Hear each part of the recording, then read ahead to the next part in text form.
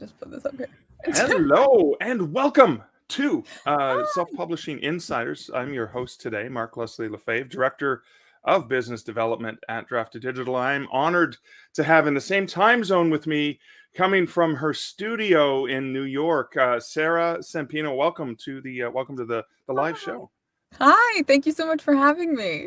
This is really cool. Now, I've gotten an opportunity to see you perform from your studio before. We'll get into that in a little bit. But I first want to talk a little bit about your background as an actor and how you got into theater, television, film, all those fun things. Yeah, sure. So, I've been an actor professionally, I would say, since I was like 15 years old. I always did all the school stuff and all that, but Okay. yeah. So I was an actor since I was 15. I went to NYU for drama as well, so I did all that jazz. Lots of theater. Primarily right now I do film and TV, lots of indie stuff. And then kind of organically, audiobooks came from that actually through a master class at NYU. So Okay. I was like, well, this is a job that's a lot better than waitressing in between having to go on set, and I was like, but this is acting, this is real, this is something that I could really do. And everybody else went to lunch afterwards and did whatever they did after the master class, and I went home and I went on ACX and I did the whole shebang. And then that's how it went down. So yeah, so it progressed from there. And now I do anything really. I mean, pandemic aside, but Right. whether it's film, TV, animation, audiobooks, it's just kind of whatever comes up. And I'm really fortunate and humbled to be able to say that I could work throughout the pandemic because of audiobooks. So if it wasn't for that, I would have been in a tough spot as an actor full time. So it was Yeah. Well, yeah, theater wasn't happening for no. the longest time, and then even, I mean, there was a hiatus for film. I mean, it seems to be Yeah. back on lately, but film and TV Yeah. productions, right? It's kicking back up finally, yeah, but things were tough. Things were So, rough for quite so a bit. so you talked about, instead of being a waitress, which is typically what actors do I between was. I was a productions. waitress. Yeah. Nothing wrong with it. No, but I'm just saying, but it's flexible. The open long hours, so you have the opportunity to fill in time. And typically, because it's a part-time job, it's very flexible, so you can trade shifts with people to go to rehearsals and things like that. Um, Exactly. so you had picked up doing voice talent, voiceovers, as well as audiobooks. Was that something that you picked up prior to the pandemic, or how did that all happen? Yeah, I did all of this prior to the pandemic. I was lucky in the sense that if I had gotten into this after the pandemic, I think it would have been a very different experience. Right. But I was already going full time by that point. So I'd already done, commercials, voiceover, animation, audiobooks. And audiobooks was definitely the newest venture in my acting career as a whole. But I started it in like late 2018. So Okay. I had, I was still new by the time the pandemic hit, but I had hit the foundations enough that I was working with publishers and I wasn't, going in blind in the middle of an insane, global crisis. So I wanted to dig into this, and I hope it's okay. I'm putting you on the spot here. Sure. Potentially audition stories. Maybe your first audition for film or television, and then I want to transition to the very first audiobook experience and what that was like. Because I'm trying to draw some maybe similarities or differences. Yeah, sure. Okay, well, I don't remember my first. I mean, I've been auditioning for who knows how long, but the one that sticks out to me is the first gig on TV that I got. Okay. And this was for a true crime reenactment series. Okay. You see some of these. So this is what I did when I was 15. So this was my like first foray and like release on TV. Oh my God, Sarah's on TV. Like maybe she can really be an actress kind of thing. Um and it was like this, it was a horror, and I had to scream like I was being murdered Right. over and over and over and over. And I'm like, I'm 15. I'm this short, like, little girl still like growing into her body. And there's a casting call for, I think it was Chicago or something, but it was just for men in the chorus. So you have all of these beautiful, muscly, fit men just, like piling into the room at Ripley Greer, and they're all walking around. And I'm this little girl going in, and I'm screaming and screaming and screaming and screaming. And I ended up getting the job. And I come out, and you just see like a crowd of guys standing outside the door being like, we were about to come in and get you. They were like, if we didn't see out the name of the show outside of the door, we were gonna come in. We were just waiting, kind of thing. So, so that Nailed was it. Nailed right. it. It was funny. I was like, hey, thank you. I'll take that as a compliment. But yeah, it was funny. So that's a fun one that I think about. Oh, that's a great one. Yeah, it's like really good acting. You had them all. So, but what about so when your very first audiobook experience, was that like using ACX, or how was that experience? Yeah, my first audiobook experience was using ACX. ACX has been great to me. I oh God, what was it? It was a kid's book. Something Jasmine's first startup, I think. Something like that. It was a super cute kids book. And I had no idea what I was doing at all. Not the Really? slightest idea. Like, if I were to go back, I wouldn't recommend people start out the way I did. But, I was in college. I was like, see this website? I'm gonna do it. And I did it. But yeah, it was cute. I edited it, God, narrator, myself. Okay. And took me like a week to edit what was like 7 finished minutes, Oh having no wow. idea what I was doing, calling up like all these different engineers trying to figure it out, and it was wild, and it was so dumb of me to just do it, but I came from that point and committed myself to learning everything.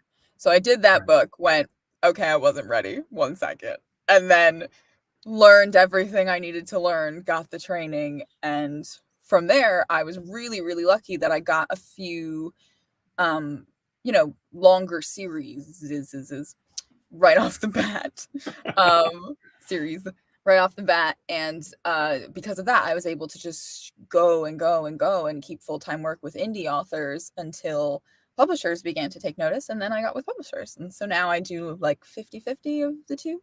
Okay. All right. Cool. So it's like some contract work with publishers, and then sort of the more freelance stuff with mostly indie authors, I'm assuming. Yeah, it's all freelance really. So essentially I'll get an email and it'll just be either from an author or a publisher, and they'll just be like, "Here's a book. Are you interested?"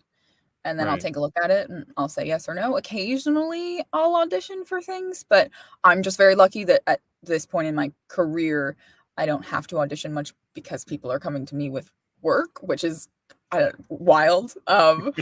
So I mean, I don't say that like, "Oh my god," but it's just, so it's less me auditioning and more people coming to me, and honestly, it's also less of me going, "Am I interested in this book?" and just more, "Can I fit this into my schedule? How can we fit this into our schedules? When do you need it by?" Et cetera, et cetera, et cetera. So that's kind of more really what it's about.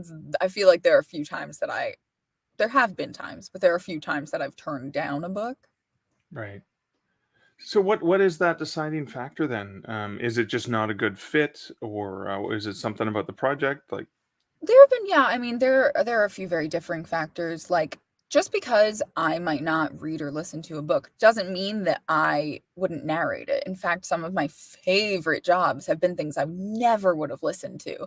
And that's like the fun of it. It's great, and it's so much fun to play and add it to my wheelhouse, whether it's fiction or nonfiction. Um, but that being said, like, there have been a few problematic titles that I received, in my opinion, that were like glorifying rape, glorifying things like that, that I just felt uncomfortable with. That's only happened like once or twice. right, Because I've narrated some very, very dark material, but to the point you don't, if the book itself is glorifying something, that's a different story. right, Um, right. And then a lot of times there's, maybe somebody will come to me and they'll say, okay, we need you to do a Swedish accent, first person main character. And I'll be like, look, I can throw together a Swedish accent, but I might not be the best fit for that book. You might Right.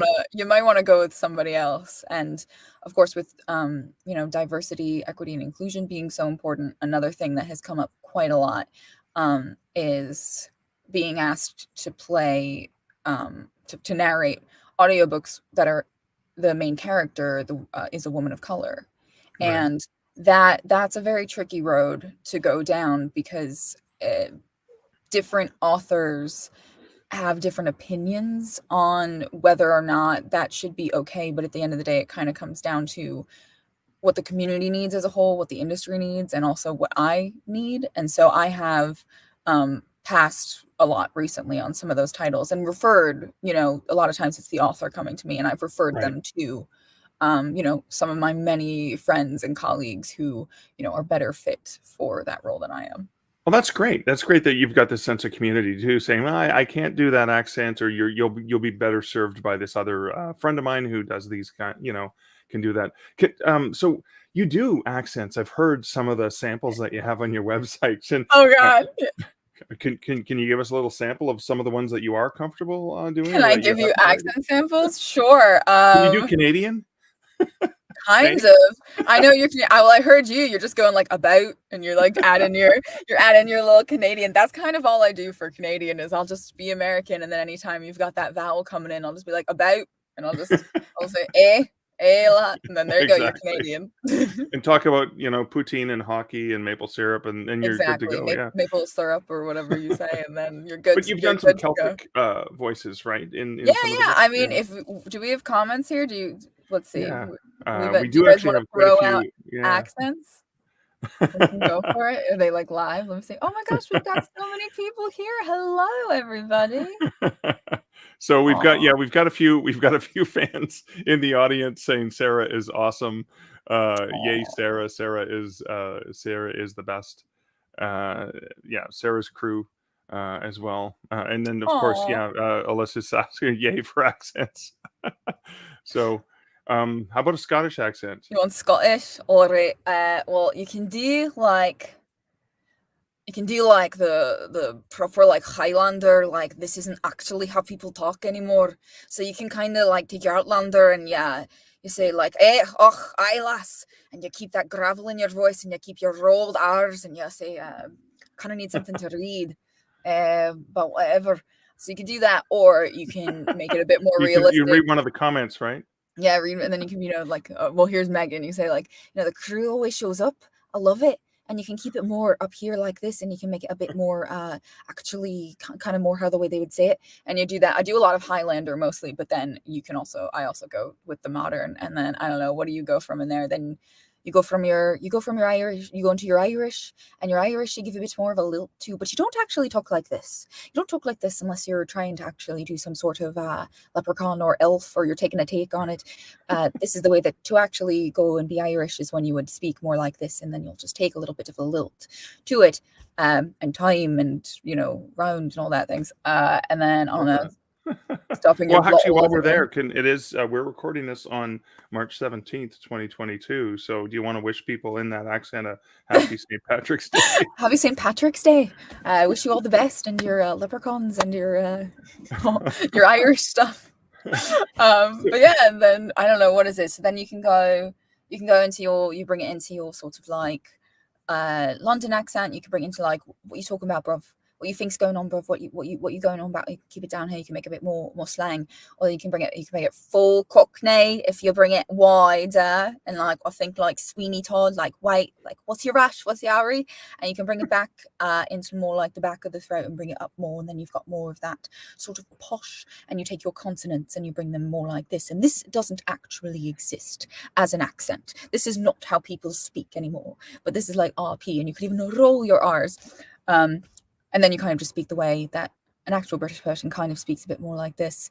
And my fiance is British, so I just kind of emulate him, where you're not actually pronouncing every T so much, depending on what you're doing. And you can go, You can go southern, where you're like saying like you're a farmer and you're a trotter, or you can go up to like Liverpool or Scouse, and you're like going full on turning them there. Okay. And I don't know. I keep going. Then you do all the American ones and the blah blah blah. Is this something, so when you're working with an author, is it the request of the author that certain characters have certain voices, or is that sort of more of a back and forth that happens? How does that come out into an audio text? Yeah, yeah, it depends. So sometimes the author or the publisher, sometimes through the publisher, I'll get like a spreadsheet of each character and like a quick little synopsis about them and the accent that they want. And it can be so like there's a book I did a few books back that I think some of these people know. And it had, I think, 130 characters in it, and every single character was very clearly dictated down to the vocal tone, the accent, the dialect, the region. And Right. so, and it was every accent that exists. So I did that with absolute, clarity on what I needed to do and every accent that needed to happen. And then there are other people who go, you know what you're doing. We trust your gut. Go, kind of thing. And both are great. They're both totally different experiences. A lot of times when I'm doing fantasy books, I'll be given, or like lit RPG books, especially, I'm kind of given free reign. They're like, just throw some random accents in there. So I'll just be walking around and I'll just like throw some French in because I can, which is fun for that sort of thing. So something that happens to authors is when we're reading books or even watching movies or television shows. Sometimes we think, "Wow, I would have done the dialogue differently, or I would have inserted this, or I would have ended it differently." You probably listen to audiobooks as well for pleasure. Do you get the experience as a professional audiobook narrator? Do you go, "Wow, I would have done that voice this way"? Does that come up? Yeah, kind of, but at the same time, like, that's why she or he narrated it, It's more, instead of it being like, "Oh, I would have done it this way," it's kind of interesting to see, and it gives me more options in, "Oh, I would have done it this way, but here's another take on it." And Right. I think it's a good thing because it keeps my performance from getting stagnant and stale as well. Plus, I know a lot of these people as well. So it's like, maybe if they really bothered me, I'd be like, "Your chapter 8 was a little weak." It's just Yeah. Well, no, writers tend not to do that to each other.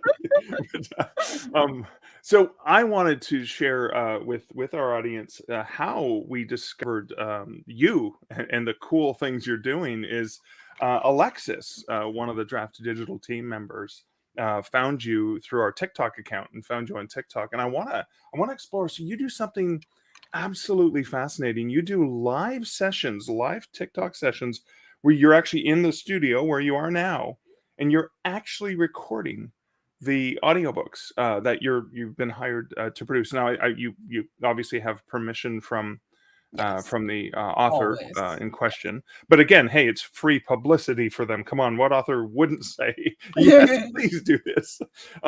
So how did you get into that? And I'm just curious more about that whole experience. Yeah, yeah. I have been doing live reads for quite a while, actually, on Discord. Okay. And it was originally just a very small group of primarily 99% narrators. And it was just a way for all of us to get together and sort of have a pair of ears listening. Because normally you're in the Okay. booth by yourself, and so it's hard sometimes because, with the pandemic, in studio sessions were much rarer, directed sessions were much rarer, and you were kind of just given free reign, but also you spent your days in a box by yourself. Right. So it was just really good to know somebody else was there listening. And then TikTok got more popular, and I really, really loved going live. Not a lot of people, not everyone did, but I loved it because it reminded me that there was an audience listening, and it gave me that back and forth and that energy that I love as a stage actor and an on-camera actor. And especially not being able to have that during the pandemic, I was feeling a bit stifled and burnt out. So to be able to have that form of performance and to also get feedback directly and just to sort of be chatting with people and feeling a bit more social, was really, really nice. So my lovely friend and narrator, Marnie Penning Coleman, she reached out to me and she said, "Hey, like, you should go on TikTok. And I was like, nah, that's not for me. I'm not a really big social media person. And she's like, no, listen to me. Like, you have to get to 1,000 followers and you can go live. And I was like, yeah, 1,000 followers. Okay. And she like made me do it and she pushed me and I was like, okay, fine. And I got there and I went live and it's been the best thing. I've met so many lovely people, so many authors who have reached out to me, publishers even. But I've also just really made friends and I've heard from so many lovely listeners in the community who, tell me that they appreciate the work and, we're all just joking around back and forth because apparently I like hum songs under my breath when I mess up. And, it's definitely, it's not like a straight faced read. I definitely, Right. gesticulate and exclaim things that I don't really know what I'm saying. I'm just popping up a comment from Zach. Sarah's TikToks are on fire. Zach is another amazing narrator, and we also narrate lots of dual books together. So you Well, guys and should that check him I'm out. going to jump ahead and ask a question. I wasn't going to pop questions, but Lexi asks, "Have you worked on books that are multiple narrators?" This is a perfect time since you brought it up. Multiple narrations, like split point of view books with alternating chapters, etc. I Yeah. may even have a project I was looking at hiring you for. So yeah, Um, let's talk about that sort of duality in terms of narrating. yeah, sure. So we call it duels, Okay. duets, and multicast. So Okay. I do all of them. The difference of duels is exactly what Lexi said. So it's alternating POV chapters, Okay. point of view chapters. So for example, let's just say it's a guy and a girl and their love interests. So the girl's point of view chapter, she does all of the voices in that chapter, including the men. It's from her perspective. Right. And then vice versa for the guy, it's his perspective. He does all the voices. So that's Right. dual. Duet is it's almost more like a play or an audio drama, and that is when the two actors are together, at least in once it's edited, if they're not in person. The two actors are together and they are narrating all the female lines for the female, all the male lines for the male. And Okay. that's making it very specific, just male and female, but for a basic Right. example. So then that's more of like a back and forth where, you'll be getting these, different voices played by these same two people. And then there's multicast, where multicast is typically that every character is a different actor. And so Right. that's just like duet to the max. Wow. And So they're it's one so fun. narrator, maybe for the voice, but then all the voices of the dialogue are all different people, or Exactly. or actors maybe playing different voices potentially. Yeah, I'm you assuming. can Yeah. I mean, you can do whatever you want, but yeah, exactly. So that's just kind of the levels in which you go up, and it's so much fun because again, you're just playing with friends and you're So playing with talented people. we talked about pre-pandemic. You may actually be in the studio with your duet narrator where you're doing the female point of view, but then Mhm, anytime it's a he said thing, it's going to be the male voice. mhm. So, for example, or I guess the question is, does the script have to change? So instead of a lot of, do you end up, does the script, I call it, the manuscript, No, what you're you're reading good, from, yeah, so do I. like the dialogue tags maybe change because you don't need the he said, she said when the voice changes. Is that true? Does that happen? Usually, you do it, exactly as written in the text, especially for whisper sync reasons, Oh, of so that everything syncs course, up, yeah. but you can take the dialogue tag off if that's what somebody wanted. I would personally consider that you're then changing it to a proper audio drama. Right. Um, but yeah, most of the time you keep the dialogue tags, you keep everything as is, and you go from there. I mean, something that is helpful is sometimes the author will like highlight your lines for you, or you do it for yourself. Oh, But that's when someone handy. wants to do it for you and like show you where you should be speaking, that's very helpful, especially if it's not always clear. So when Um, you're in person doing that, is it separate sessions in the booth, or are you standing and looking at them, especially if you're having a conversation, or is it always post production edited in? Yeah, so there's a couple different ways to do it. So I am so lucky that my fiance is also a narrator, and so this booth is large for a booth. Okay. Whereas most people are very tiny in here, and we both go in here. We have two different microphones that go into the same preamp. Right. And we do it in real time with each other. So we're together with each other, bouncing off each other face to face, and it's a blast. And not just because he's my fiance, but especially because he's my fiance. Um, we pee our pants, and make great work, but is great. So the So you booth can, gets a little smelly, but you have a good time. oh, it gets so hot in here.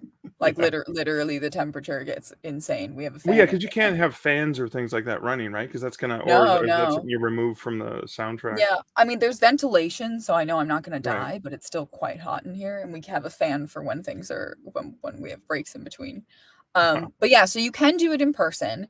Um, and then a way that people work for duels, where it's alternating POVs, usually you're not in person because you'd just be kind of sitting there when the other person's doing their whole chapter. But for duets, you can either do it in person, the way I did with my fiance.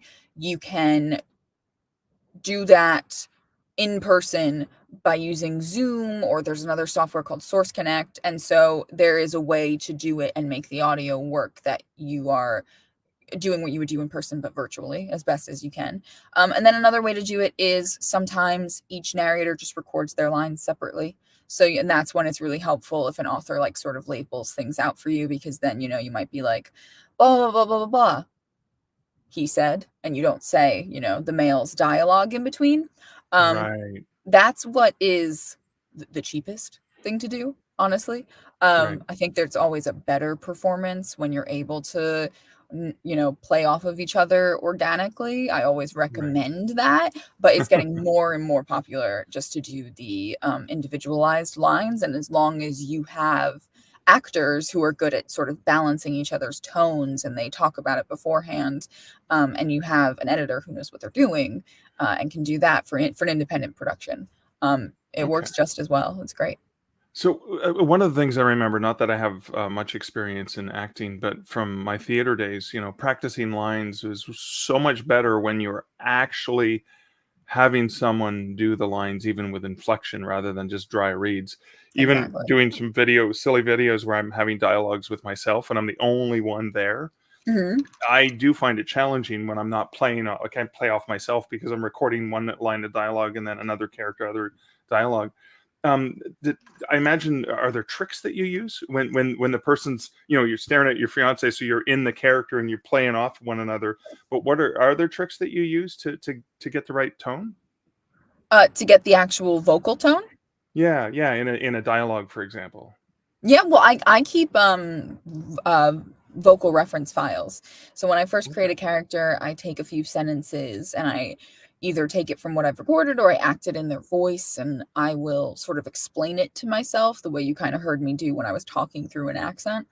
Right. And I will keep those saved on my computer, so I'll be able to use those. And something that we do if we're having trouble switching is we'll use kind of hand motions or posture, or apparently it's not really consciously, but some of my listeners, especially for the book I'm doing right now, have pointed out that I raise my eyebrows always for one character. Apparently, Oh, for I flare my nostrils for another character, kind of thing, and I might not know exactly what I'm embodying, but I kind of change my, my cadences the way right. I would for any other acting job. Oh, that's kind of cool. Thank you. These insights are absolutely phenomenal. Now, I did want to spend some time getting into asking you a little bit about. You also provide services for Mhm. authors, not just your vocal talents, etc., production and vocal talents, but you've got Audiobooks Unleashed. Can you talk a little bit about that?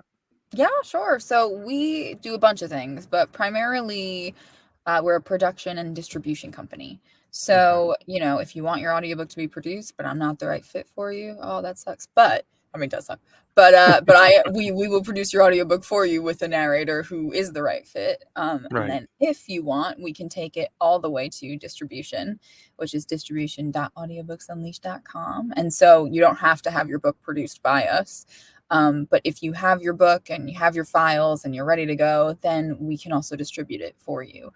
And we are an option that provides a lot of different royalty agreements, and we provide wide distribution, and we sort of give a lot more hands-on access to the indie author or indie publisher who wouldn't be able to otherwise directly access things like controlling your pricing for all of your platforms and your metadata everywhere, and running sales, that you wouldn't be able to run on, individual platforms and promotions and all of that stuff. So that's kind of what we do, as well as CD distribution and just sort of like, Wait a second, I got to stop there. CD yeah. distribution. So I have audiobooks, and yeah, there's digital files, and I've purchased through my narrators. I've purchased the rights so I can distribute them wherever I want. But CDs? You mean actual physical copies of things, potentially for libraries, potentially for people who just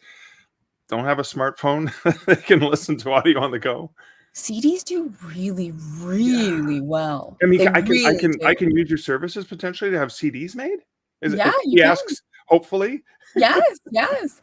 Typically, we don't, if someone comes to us and they just want physical distribution, we most of the time will ask them to come back when they want both, because for us to just do physical distribution from a cost perspective is difficult for us because we actually take risk.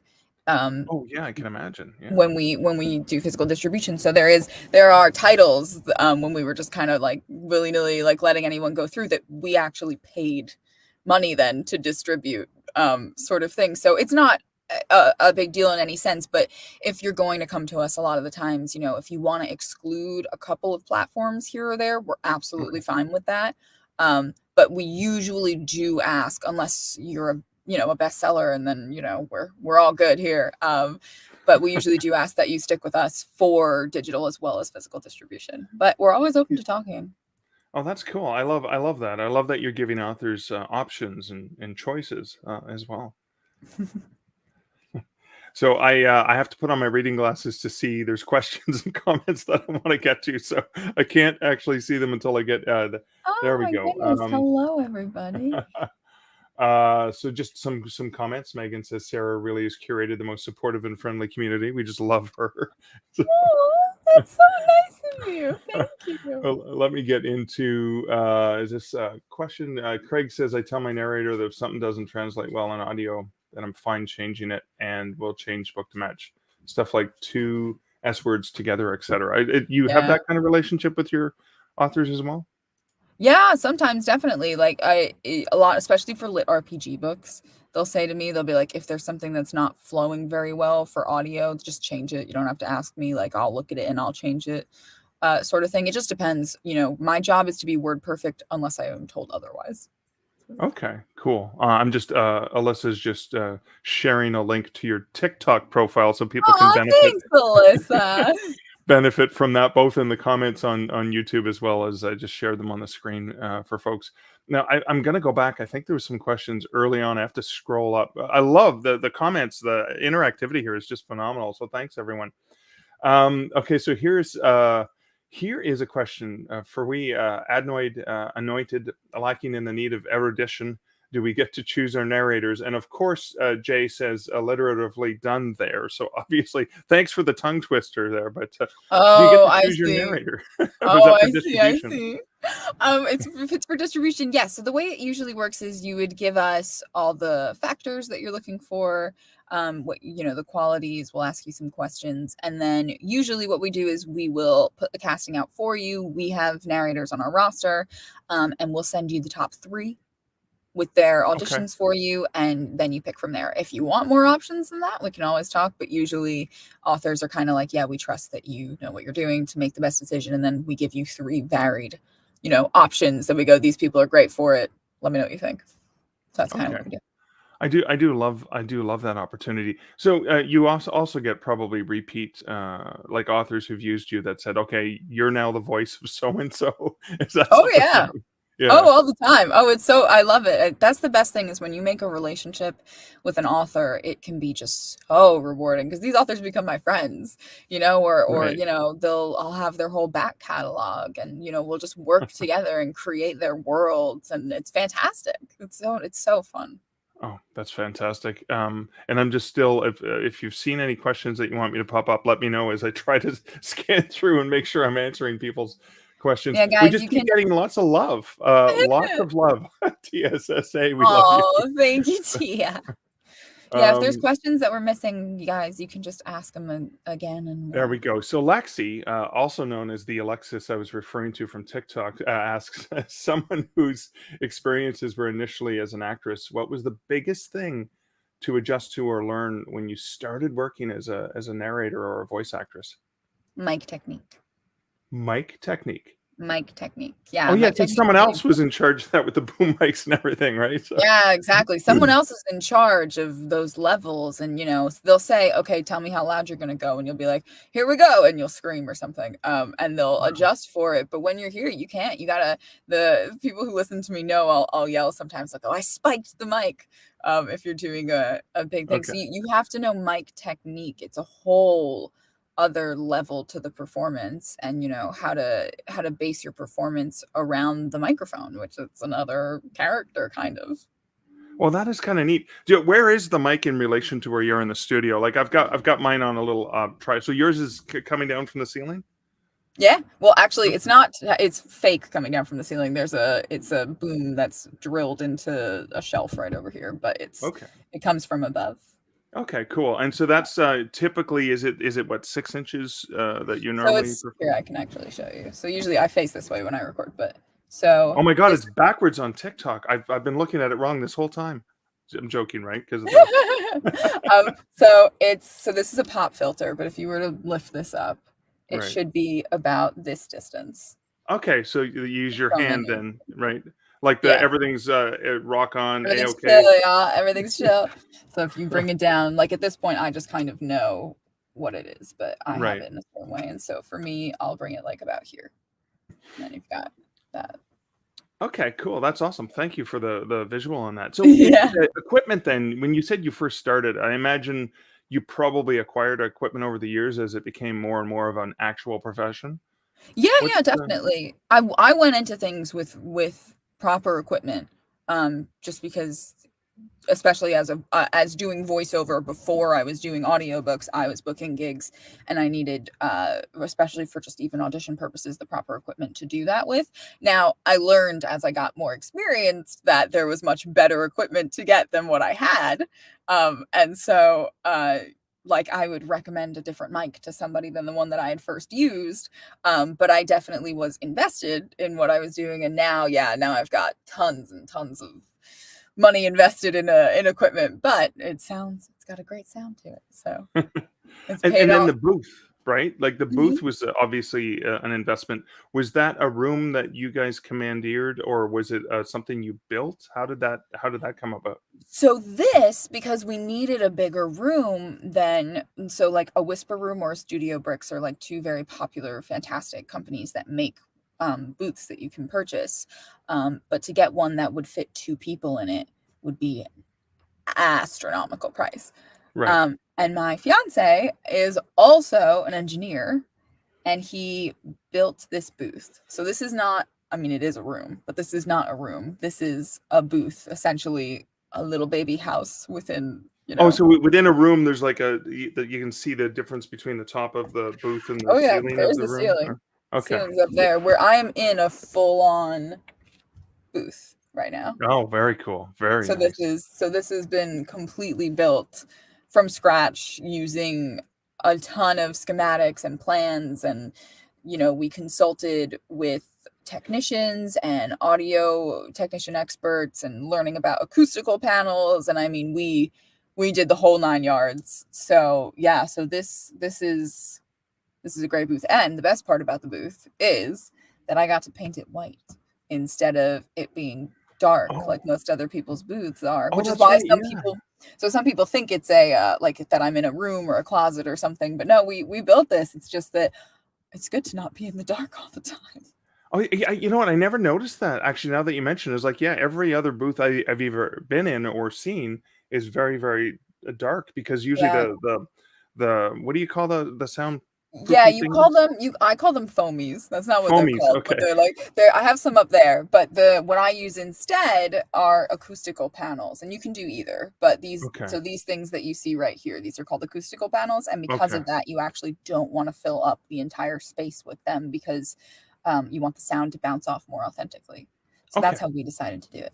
Sorry, I'm getting technical now. Well, no, I love this. It's always great. That's why we have the self-publishing insiders. You're giving us an inside the booth peek. So next question I'm going to pop up here. Do you like doing audio dramas? And this is from Daddy Newman. I have to put on my glasses to read this. Hello, Daddy. Do you like doing audio dramas? How do you record? Do it separately from others? Yeah, so I think this was maybe what we were talking about before. Yeah, I love doing audio dramas, and yeah, usually we're not all in the same place just because, narrators now work together from all over the place. So a lot of times we'll be, video chatting with each other for an audio drama, or we'll be Right. recording our lines separately, and then an editor will pull them all together. Now, you mentioned Zoom was something that could potentially work for that, right? Because I know you can export the Zoom feed in a dual, like, separate feeds, but that's something that it can work. Or are there add-ins or plugins or something like that Yeah, you so need? you can do Zoom, but Zoom you wouldn't be able to take the audio from. There are different ways to do it. You can do it with two different narrators using their own audio systems, and then you can also use something called Source Connect, which is a software that is standard to use for voiceover artists and editors, and so you can use that to actually have someone else's audio go into your DAW Right. at the same time, and it gets a bit, it gets quite technical, but there are multiple ways to do it, and I've done them in both. It just kind of depends on preference and honestly what the editor's preference is, and Of just course. how you work. Yeah.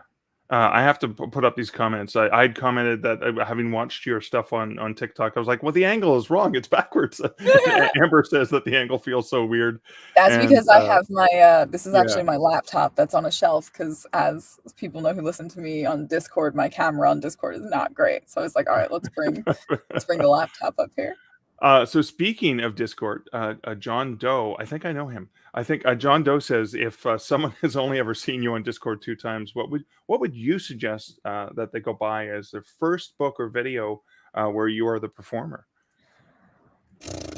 Well, I made on TikTok, I have a pinned video that's like some of my favorite audiobooks I've done. So I would say look at that depending on what genre you like.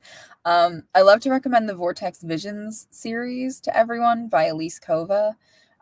It's finished and it's on Audible, and that was one of the first series. I hate saying series is sorry. That was one of the first series that I got. Okay. And I love the material, and I also just kind of think of it as like the progression of my career, because it was the beginning, and then as each book was written, so every 8 months or however long, I would Right. come back in and I would do it. So I felt like it was like I just felt like the character, and it was so nice, and it was just kind of my journey into this career, as well as like the character's journey into her life story. So that's something that's near and dear to my heart, though I'm sure that if I listened back to the first book now, I might be like, "Ooh, I should have done that differently." But I So- love that. but you don't critique yourself from the past or other friends. Oh, So I don't listen to myself. Oh no, no way. I can't So do we that. are getting close to the end. Sarah, please, for listeners who are listening to the podcast feed and people who are maybe listening and not watching the video, can you please let our listeners know, our viewers know, where they can find out more about you, and maybe check out some of the places where you've done acting and some of your audiobooks, or even look to hire you or check out Yeah. the services you provide. Yeah, sure. You can go on my website, which is sarahsampino.com. Ooh, look at that.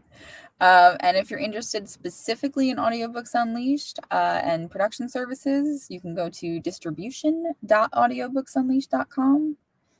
Ooh, there we go. Yeah, and then if you want to see me on social media and all that jazz, I am at Sarah Sampino everywhere except for TikTok. I am at Sarah Sampino Actress. So Cool, that. and I think Alyssa shared the TikTok one for you. Just at Sarah Sampino. Oh, Check thanks. that out. Sarah, thank you so much for joining me here today. Thank you so much. This has been so fun. And I want to thank everyone else for participating. Do feel free to, if you're an author, you can join the print beta at draftedigital.com/print beta. Do subscribe to us online. You can find us on different platforms. If you're looking for, this is for authors looking for promotions, d2d.tips/d2d promo form. And of course, we do appear on very different social media platforms. just kind of type in youtube.com/draft2digital and see if we're there, because you can subscribe to us and not miss any one of these awesome weekly live chats. Also goes to a podcast feed. Again, if you're looking for support for your self-publishing career, we've got the blog over at draft2digital.com/blog. Sarah, again, thank you so much for hanging out with me Thank today, and thank you. you everyone for listening.